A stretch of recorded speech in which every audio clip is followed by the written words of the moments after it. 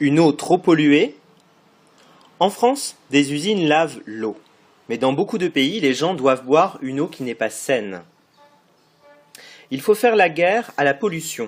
Chacun peut éviter de rejeter de l'eau ultra polluée en déposant par exemple ses pots de peinture, pas entièrement vides, à la déchetterie, plutôt qu'en versant leur contenu dans l'évier. Pour ne pas purifier d'eau inutilement, il faut aussi faire en sorte de ne pas en consommer trop. L'eau qui coule dans un lavabo sera de toute façon nettoyée, même si elle n'a pas servi. Au niveau collectif, développer l'agriculture biologique, qui n'utilise pas de produits chimiques, et mieux contrôler le rejet des déchets par les usines limiterait la libération de saleté dans la nature.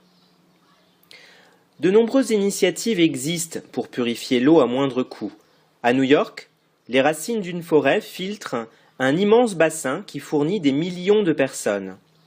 L'association 1001 Fontaines, elle, aide des villages isolés dans le monde à satisfaire leurs besoins en eau potable, grâce à des stations fontaines, qui purifient l'eau et fonctionnent avec des panneaux solaires.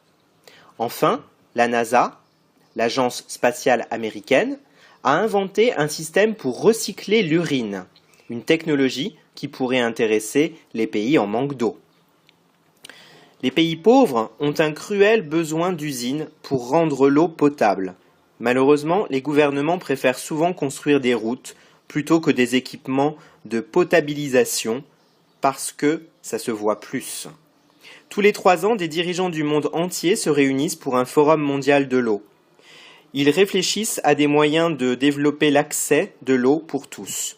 Le dernier forum de l'eau vient juste d'avoir lieu à Marseille du 12 au 17 mars.